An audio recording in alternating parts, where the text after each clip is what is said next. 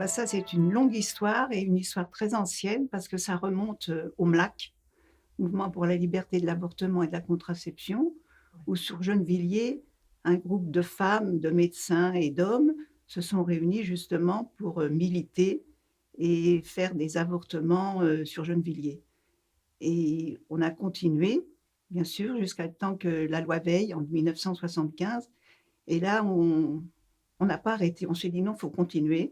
On a fait un film, on a écrit un livre, La ville à l'envers, ça parlait déjà de l'écologie et certaines sont allées aux Amoureux de la santé pour soutenir les médecins de Gennevilliers qui étaient aussi au MLAC et là, on s'est dit: «Il faut ouvrir une maison de femmes», hein. Parce que tout ce qu'on avait entendu des femmes pendant les permanences du MLAC, on s'est dit: «Il faut continuer notre action envers les femmes» et là, on a ouvert, une maison de femmes qui s'appelle, Elles ouvrent la porte, dans les années 1981 et là, on avait des idées, mais on s'est surtout après, attentionné sur les femmes du quartier et à ce moment-là, les femmes, au bout d'un certain temps, les femmes nous ont fait des confidences. On a relevé plein de choses avec elles, on a pu discuter et on s'est aperçu qu'il fallait continuer le combat. Hein, parce que donc à ce moment-là, on a ouvert un centre de formation professionnelle et on a ouvert aussi l'Escale en 1991.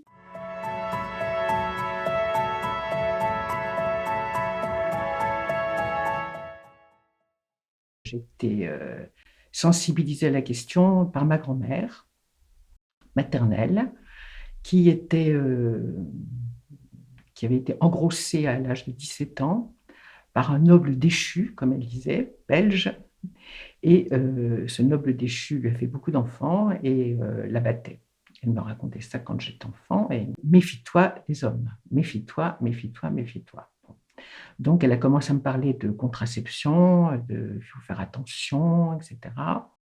Et très rapidement, lorsque je me suis retrouvée nommée à Gennevilliers comme conseillère d'orientation au lycée, j'ai sensibilisé un peu tout le monde sur les questions de contraception et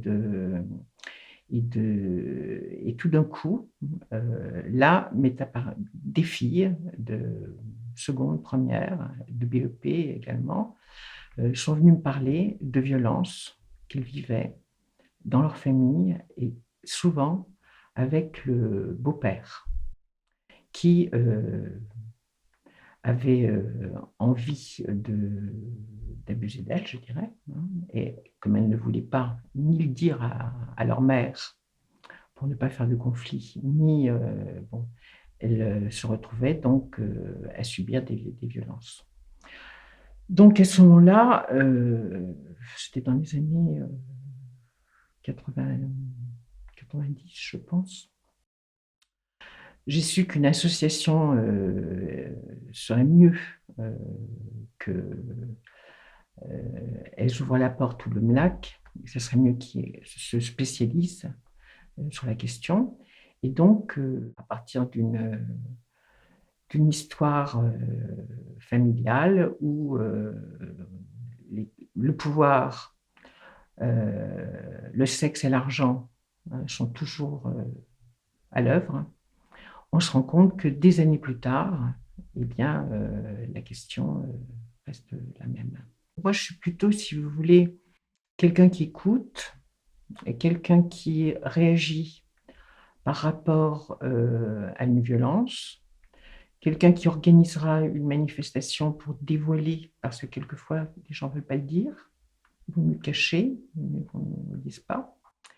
Et puis aller jusqu'à la justice, hein, pour condamner l'auteur de ce que j'appelle un crime. Je me suis rendu compte que dans tous les pays, il y avait la même question et nous avons créé des liens donc avec une association québécoise, avec Karen Messing, qui s'occupait de ces questions-là. Voilà. Et du coup, je me suis dit que c'était bien de faire un livre.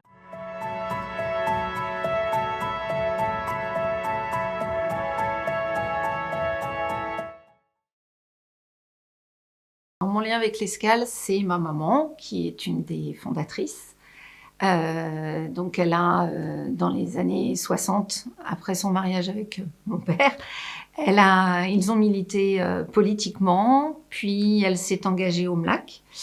Et pendant plus de 10 ans, elles ont milité avec tout un groupe de copines de Gennevilliers, Asnières, pour le droit à l'avortement et à la contraception. Et puis, quand la loi Veil est passée, elles ont dit qu'elles n'avaient pas envie de se quitter, qu'elles avaient envie de continuer à faire quelque chose. Et donc, est née Elles ouvrent la porte, donc une association pour les femmes, toujours avec ce côté militant, d'engagement, de partage. Et dans cette association-là, il y avait une autre association qui a été créée dans les mêmes années, qui est Plein Gré, donc une association qui s'occupe de garde d'enfants et d'insertion professionnelle également. Et un jour s'est trouvée la question de la problématique d'accueillir des femmes victimes de violences conjugales. Et est née l'idée de créer l'Escale, donc qui est née en 93, avec seulement 2 salariés et un petit bureau dans une petite pièce d'Elles ouvrent la porte. Et moi, j'ai intégré le conseil d'administration dès le départ de cette association. Voilà, j'ai trempé dans le militantisme toute petite, donc je suis tombée dans la marmite.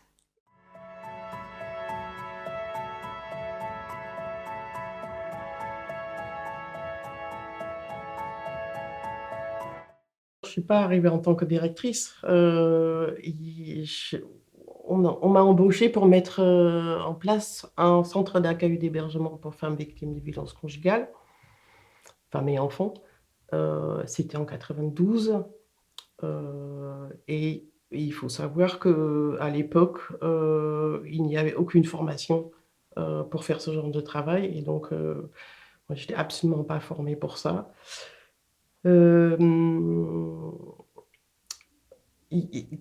Comme je disais, il n'y avait rien. Bien sûr, il y avait Elles ouvrent la porte. C'était un groupe de femmes qui ont été d'un soutien énorme dans cette aventure. Mais c'était vraiment une aventure. C'est-à-dire, je ne savais pas du tout où j'allais. J'avais une mission, chercher des financements, chercher des locaux, chercher petit à petit d'autres salariés et en même temps commencer un travail d'accueil sur le terrain. Donc j'étais dans une petite pièce au rez-de-chaussée à la Maison des Femmes, hein, une toute petite pièce, et j'ai commencé à recevoir des femmes qui étaient donc encore dans la violence avec leur conjoint. Il y avait à la même époque, donc on est en 92, 93, il y a un service téléphonique qui a été créé par la Solidarité Femmes, enfin la fédération, qui nous a envoyé énormément de personnes, pour la simple raison qu'il y avait d'autres centres d'hébergement en Île-de-France, mais qui faisaient de l'hébergement, hein. Nous, on ne faisait pas encore de l'hébergement, on était dans les débuts, hein, on n'avait pas encore des appartements, et donc on faisait de l'accueil sur rendez-vous. On a embauché Fatia, la deuxième salariée, où pour moi c'est très important que ce soit une personne qui parle arabe, pour qu'on puisse aussi recevoir les personnes et communiquer dans leur langue maternelle. Et on a été vite très, très débordés, quoi. Les années 90, c'était particulier. Il n'y avait rien. La violence conjugale n'intéressait personne. Enfin, j'exagère un peu. Enfin, globalement, on considérait que c'était pas un problème, que c'était plus un problème, que l'égalité homme-femme s'était fait. Il y a eu les années 60, le mouvement 68, et que donc ça n'arrivait qu'à des femmes qui avaient des profils particuliers ou des femmes immigrées. Et quand on travaillait sur le terrain, on voyait bien que ce n'était pas du tout le cas. Donc on a fait un énorme travail. C'est de rien à quand même un centre qui a obtenu son statut CHRS, un budget conséquent, et voilà, quoi.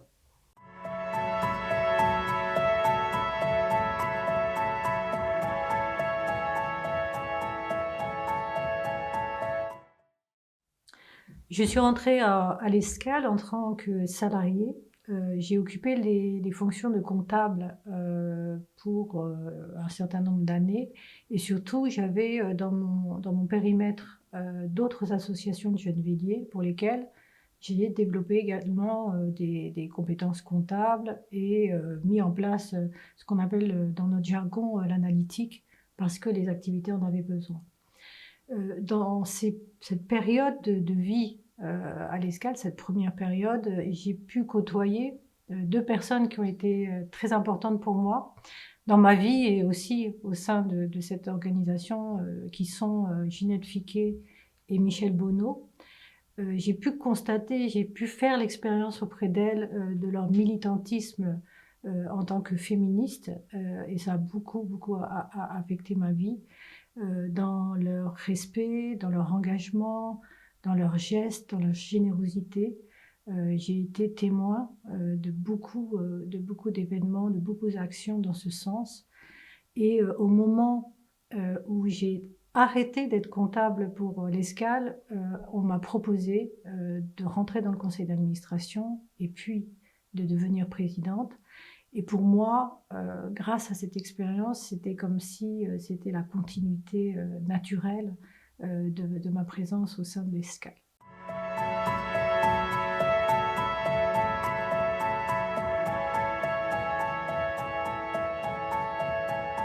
Lorsque je suis arrivée à l'Escale en 2004, j'ai rencontré une équipe de conseil d'administration très bienveillante, très féminisme, qui m'ont vraiment portée dans mes activités de directrice pendant les 14 ans où je suis restée à l'association. Je prenais la suite de Maïté Vidiani, qui avait mis en place le dispositif Femmes victimes de violences 92 et qui avait commencé à augmenter les places d'hébergement de l'association. On était à peu près à 23 places, avec des nouveaux dispositifs très intéressants de 3 mois renouvelables, voilà, qui étaient très innovants à l'époque.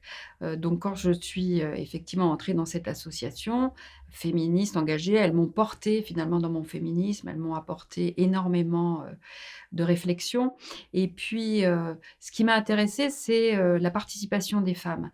Je pense que l'accompagnement spécialisé, global, qu'on apporte à l'Escale, c'est aussi de renforcer les capacités des femmes, de les émanciper, de leur permettre aussi une conscientisation sur les violences sexistes et sur les stéréotypes sexistes, pour qu'elles puissent avoir une grille de lecture particulière, justement pour rebondir, pour se reconstruire. Donc ça a été des ateliers estime de soi, pour la prise de parole en public, avec une conférence sur le logement portée aussi avec la région Île-de-France, qui a abouti finalement à obtenir des logements par la région, par les communes, et puis qui s'est étendue ensuite à toute la France avec le réseau Solidarité Femmes.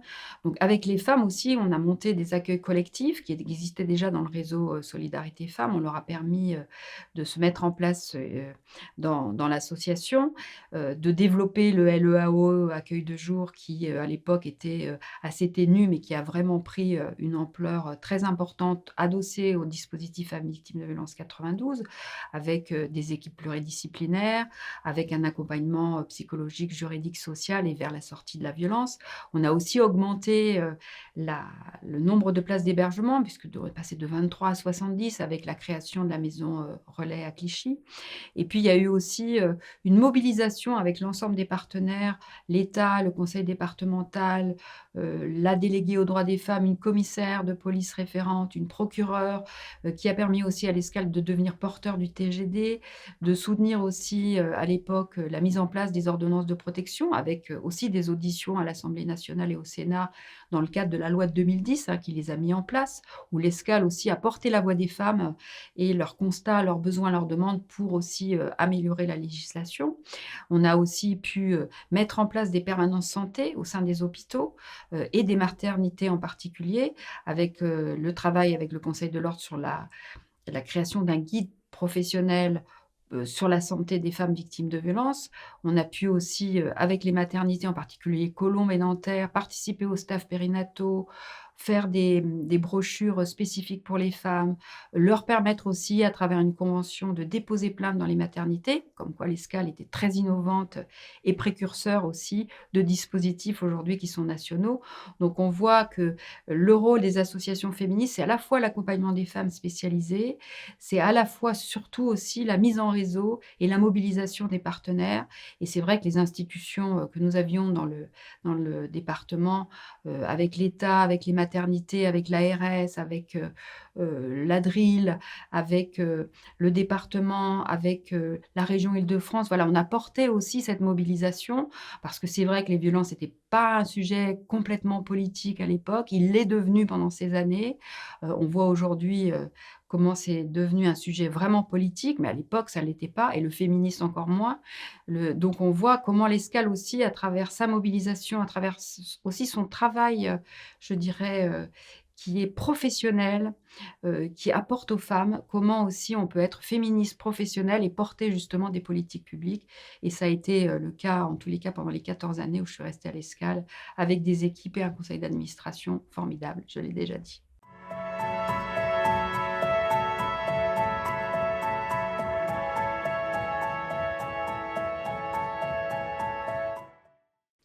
Comment j'ai connu l'Escale? Eh bien, j'ai connu l'Escale parce que j'ai été, victime de violences conjugales. J'ai quitté, le domicile conjugal, en 2011, hem, par la force du regard de ma fille et de mon fils. Voilà, je suis arrivée à l'Escale, début 2012, donc j'ai été accueillie, puis hébergée à l'Escale. Et lorsque, j'ai pu, me reconstruire, j'ai voulu, aussi, aider toutes ces femmes qui sont au domicile, hem, leur donner la force que j'ai eue, en étant, accueillie et hébergée à l'Escale, de pouvoir, partir. Parce que encore aujourd'hui malheureusement, pour pouvoir, ne plus subir les violences conjugales, heu, la solution c'est de partir. L'escale a été, pour moi une étape. Ça m'a permis, de me reconstruire, pendant cette période où j'ai été, hébergée. Et lorsque j'ai pu, bénéficier effectivement de tout cet accompagnement bienveillant et surtout de cette écoute. À aucun moment, on a remis, ma parole en doute. J'ai eu, cette écoute, bienveillante. Lorsque j'ai été, suffisamment, reconstruite quelque part, il faut dire ce mot, j'ai voulu, comprendre et aussi, transmettre, tout ce toute cette aide, tout cet accompagnement qu'on m'a donné, pouvoir aussi, le transmettre à d'autres femmes qui vivaient ou qui vivaient à ce moment-là, la même chose que moi. J'ai voulu, leur dire, «C'est possible. On ne peut pas, rester élever ses enfants, sous la violence. C'est pas possible. Pas possible, en France, pas possible on est à cette époque déjà en 2012-2014. Et en partant, j'ai intégré le conseil d'administration, de l'Escale puisque c'est une chance qui m'a été, donnée. Heu, Pourquoi? Parce qu'à cette époque, il y avait besoin de libérer la parole des femmes. Il y a des moments où, pratiquement, je devais, me sentir, pas dire que j'ai subi les violences. C'était tabou. Donc un des combats, c'est, effectivement libérer la parole. C'est pas parce que, effectivement, je n'avais pas, le profil, type de la femme, victime de violences. Oui, j'étais française, j'avais un boulot, j'étais propriétaire et pourtant ça m'est arrivé. Donc pour moi, ça a été important de libérer la parole et que ça ne soit plus la femme de porter, d'avoir honte de subir les violences conjugales. Donc, aider les autres, ça a été pour moi, très important de transmettre, tout tout ce que l'Escale, tout ce que les professionnels, tout ce que le conseil d'administration, ont pu me donner à cette époque, continuer, la lutte, heu, à travers la société qui n'était pas prête aussi, à entendre qu'en France, il y a des violences, que des femmes meurent sous les coups, de leur, conjoint. D'ailleurs, le gouvernement de l'époque en a fait, une grande cause, nationale, et il y avait aussi un sujet, qui était pour moi, très important, et je me souviens de cette affiche à l'Escale, dans les bureaux de l'Escale, ce dessin d'enfant. Pour moi, c'est révélateur, et c'est ça a été un de mes combats également. Un homme violent ne peut pas être un bon père, et à cette époque, on me disait, «Ah oui, mais le pauvre, c'est le père, il a le droit de voir ses enfants». Aujourd'hui, 12 ans plus tard, enfin, la question des enfants, dans les couples, où il y a de la violence conjugale, heu, on écoute un peu plus. On sait, un homme violent ne peut pas être un bon père, et on ne peut pas comparer des situations de divorce classiques avec des situations où il y a des violences conjugales. De dire que, la place, des enfants, dans les situations de violence conjugale est importante, et qu'il faut, mettre les moyens pour protéger les enfants. Car, au début, en tout cas à mon époque, lorsque, j'ai quitté le domicile conjugal, on tout était mis effectivement, pour protéger, la femme, et on mettait de côté les enfants. Il fallait pas, parler des enfants, il fallait encore une fois demander des autorisations, pour un suivi, des enfants. Aujourd'hui non. Les mentalités ont changé, et c'est aussi pour ça que l'Escale, existe, pour mener ces luttes et faire évoluer les mentalités. Puisqu'on parle souvent des violences, les coups, mais il y a aussi les violences, psychologiques, hein. Les violences qu'on ne voit pas. Donc aussi, ça a été un grand, changement dans la prise en compte, des violences psychologiques, dans les décisions, au tribunal, par exemple. Aujourd'hui, il y a aussi, on parle de plus en plus des violences, financières, des violences administratives. Donc, il y a vraiment, un changement de mentalité, une prise de conscience de la société, civile. Parce que le combat, c'est le combat de tout le monde. Et aujourd'hui, de plus en plus de femmes disent oui, lorsqu'elles sont séparées, lorsqu'il y a un divorce. Elles disent, facilement qu'elles ont, effectivement, elles aussi subi des violences conjugales. Alors que, il y a 10 ans, il y a 12 ans, il y a 15 ans, c'était un sujet, très tabou, dans la société, française.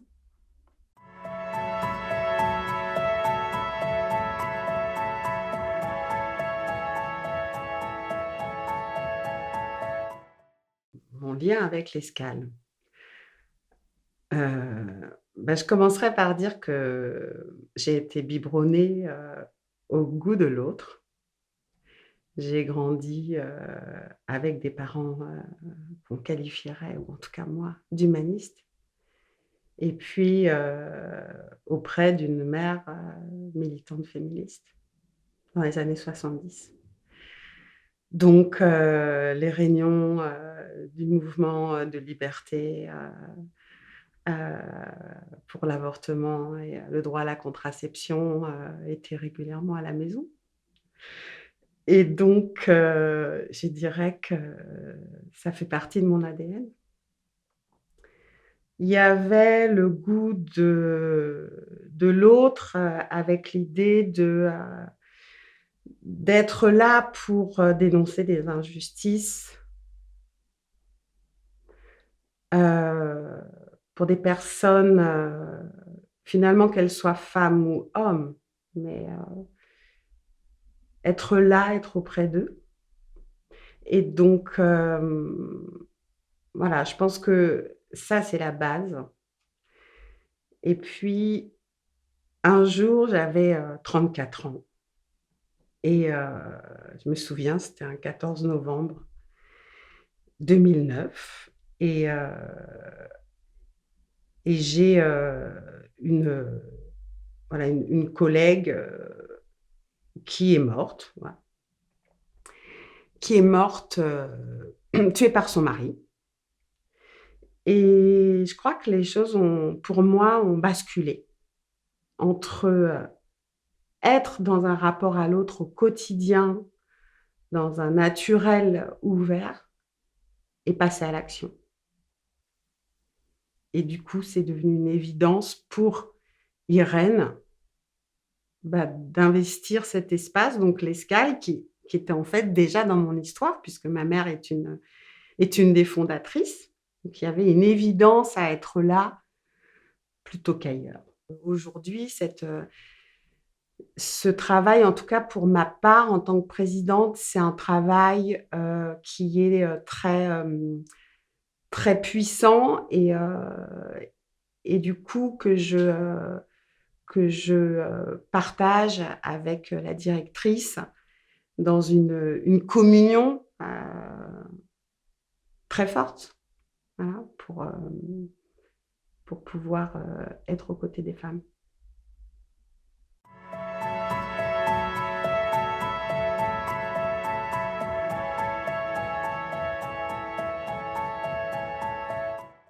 Je suis directrice de l'Escale depuis un peu plus d'1 an. Mais je connaissais l'Escale depuis plus d'une vingtaine d'années parce que j'avais travaillé avec eux sur des projets et sur la question des femmes victimes de violences. Dès mon arrivée à l'Escale et dès mon entretien de recrutement, je me suis sentie accueillie, soutenue, et j'ai senti une volonté très forte de la part du conseil d'administration de soutenir l'initiative sur tous les projets qui accompagnaient les femmes victimes de violences, de soutenir le développement de l'association et de soutenir aussi les équipes. Alors, moi, depuis que je suis directrice de l'Escale, j'ai senti une très grande fierté, celle d'être à la tête d'une association qui a mené des combats année après année pour les femmes, pour l'autonomie des femmes et contre les violences qu'elles subissaient. Être directrice de l'Escale aujourd'hui, c'est être à la tête d'une association qui emploie plus de 35 salariés. Ce sont plus de 50 conventions annuelles auprès des financeurs. Les financeurs, c'est l'État, la région Île-de-France, le département des Hauts-de-Seine, les 14 communes de la Boucle Nord, l'Agence régionale de santé, la Cour d'appel. Être à la tête de l'Escale aujourd'hui, c'est être aussi en gestion d'une trentaine de logements, pavillons, appartements. C'est 149 places d'hébergement pour les femmes et leurs enfants. C'est aussi 100 téléphones graves danger qui est en très forte augmentation depuis 2016 où nous étions à 4 téléphones. Être à la tête de l'Escale aujourd'hui, c'est être à la gestion d'un dispositif d'écoute dans le cadre du réseau départemental FVV 92. C'est aussi participer aux actions de l'Union régionale, de l'Union nationale Solidarité Femmes, et c'est être en partenariat avec l'ensemble des opérateurs sociaux et institutionnels de la boucle nord des Hauts-de-Seine, et donc sur 14 communes. Être directrice de l'Escale aujourd'hui, c'est aussi un combat que je mène au quotidien pour le recrutement des équipes professionnelles, pour leur formation et pour leur accompagnement au quotidien dans leurs demandes en tant que salariés.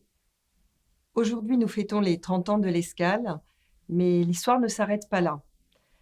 Nous avons de nombreux projets. Le projet de création d'un accueil de jour pour les femmes hébergées au 115, leur proposant un espace de répit. Nous avons aussi un projet de résidence sociale en partenariat avec la ville de Gennevilliers pour l'ouverture d'une résidence sociale à destination des femmes avec ou sans enfants. C'est aussi le projet de rentrer dans une démarche de certification Calliope pour l'association afin de développer l'axe de formation. Et nous avons aussi, ce qui est très important pour nous, l'objectif de diversifier les sources de financement avec le développement du mécénat. Je me suis sentie très fière d'être en responsabilité à l'Escale, alors même que je ne venais pas du militantisme féministe. C'est vrai que être en responsabilité à l'Escale, c'est une très grande fierté.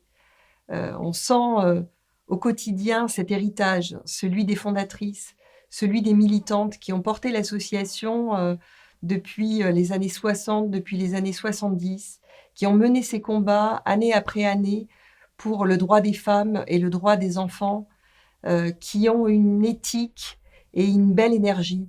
Donc c'est vrai que moi, je me sens redevable et je me sens aussi porteuse de cet héritage.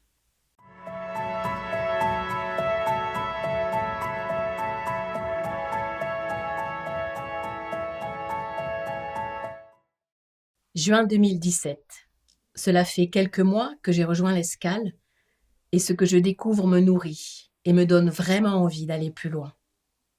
Je vois des femmes engagées au service de femmes qui veulent se remettre debout pour redevenir partie prenante de la société.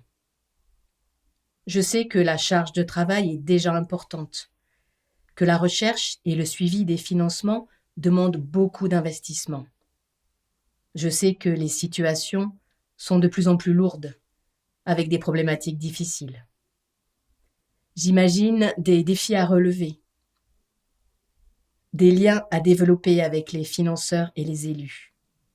J'imagine une réflexion sur le sens, sur la montée en compétence des équipes, sur le suivi et la qualité de l'accompagnement.